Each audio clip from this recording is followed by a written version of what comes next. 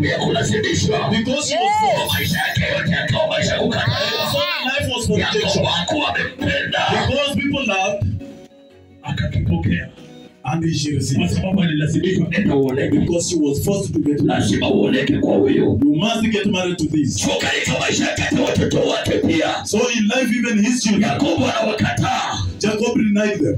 He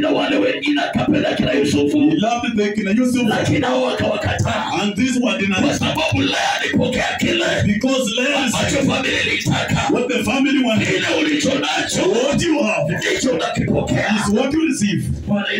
Hallelujah. The Bible says that Peter na Yohana wakawanatembea wakienda hekaluni masaa ya kusali. You were walking straight to the altar. Wakapata yule kiwete amekaa kwenye lango. Wakati walipomfikia, when they reached him, yule kiwete alitamani aweze kupokea. He demanded to kupokea fedha kutoka kwa watu. He used to receive money. Wanaingia kwenye hekalu. We are entering the church. Wakati ulipofika, and when the time came, Peter na Yohana wakafika mahali pale.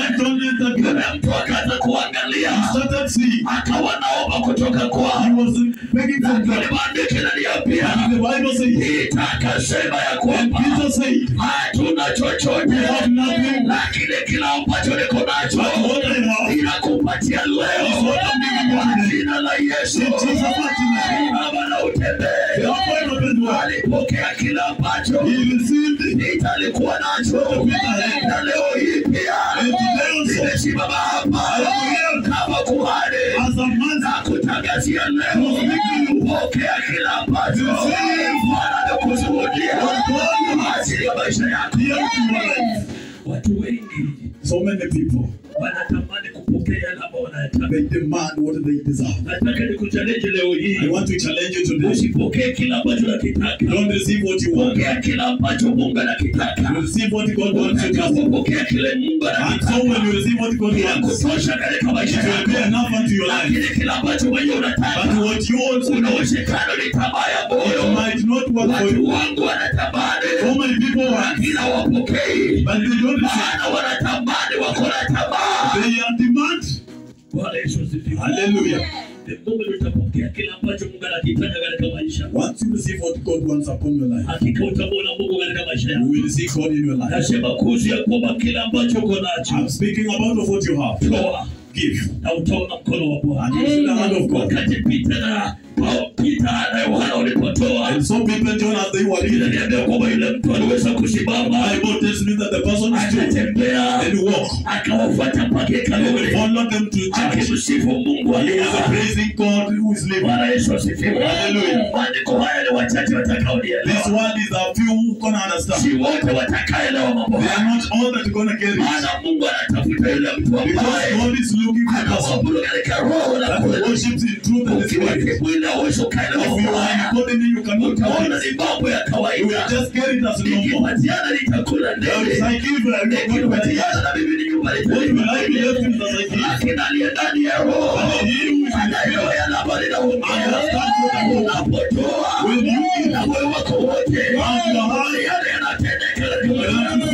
Pokea leo hii kile ambacho Mungu amekuandalia. God has planned for you. Kuna umuhimu katika kutoa. There is a benefit in giving. Na usitoe tu. Don't just give. Kuna watu wengine ambao wanatoa kwa sababu ya kujipendekeza. Don't just give to be seen. Kuna watu ambao wanatoa kwa sababu pastor amewaambia watoe. Don't just give because pastor wants you to. Kutoa ndani ya moyo. But give through his spirit. Inasema ya kwamba mkono unapotoa. Bible says that this hand will give. Hilo sio ya kwamba nimetoa. Let the other hand not get it. Maana wakati utakapoelewa kwamba nimetoa. Because this one hand will understand. Ni yule mtu ambaye it will be compared to alikuwa mtu wa mbali. It was a factory. Akawa analinganisha na tax collector. He was compared with a tax collector. Akaenda kwa kona. You went to the back of the kuomba maombi yake. He was just praying his own prayer. He was taking to God. Ninafunga sana. I am fasting more. Ninatoa fungu la kumi. And I give that more. Nishika moyo tax collector. I am not like this tax collector. I am faithful to you. Tax collector akaingia ndani ya kona. And when the tax collector entered the corner, kuomba maombi yake. he also started praying. Akamwambia Bwana sistahili. And he spoke to the Lord. Bwana mimi si mwaminifu. And so I am not Yesu worthy. akauliza swali. And so that's kwa watu wawili. And so between the two, nani aliyekubalika? who is accepted? Tunapata ya kwamba ni tax collector. And the tax collector was aliyeomba na moyo wake wote. who prayed in his Achilia moyo wake kwa Bwana. And you release him. Watu wengi maombi yao. And so many people. Yamekuwa maombi ya unafiki. Wanaomba kwa ajili watu wasikie. They want to Wanaimba kwa ajili watu wasikie. They claim to Unatambua toka ndani ya moyo. and you need to pray the truth from your heart. Kila ulicho nacho. Give what you have. Mfalme wa kwanza 17. First Kings 17. Nimesema kwamba Peter na Yohana walitoa kila ambacho walikuwa nacho. And I'm saying that Peter and John gave what they had. Wewe leo unaweza kutoa kila ambacho ulikuwa nacho. Today you might give what you have. Yakobo lango na amesimama katika mlango wako. Also, Pastor is there. Anakuambia mimi nitafunga mlango huu leo He is hii. saying that I'm going to close the door. Kuna shilingi 500. And you have just my finances. Kanisa pia nataka And kufungwa. the also church wanted to be closed. Utatoa kila ambacho uko nacho. Will you give what you have? Amen. Amen. Utatoa kila ambacho uko nacho. Will you give what you have? Utatoa kanisani. Will you give Kanisa yako kifunguliwe. Will you give social Unafunga nyumba yako. that the house gonna be closed? Kanisa tusipolipa pia So if we don't pay the church, it will be closed. utatoa kila ambacho uko nacho. Will you give what you have? Hallelujah. Hallelujah. Basi amefikia wapi tena? Where is Pastor heading to today? Amen. Amen. Ukiona mtu acheke jua kwamba ni yeye na If you see someone not laughing, this is the person doing it. Amen. Kiangalia tu kwamba tunaongea kuna mtu anacheka. Yes. Hata kumwangalia kiundani. Lookingly. Kuna mtu amefika mahali pale. Is there somebody? First Kings Chapter number 17.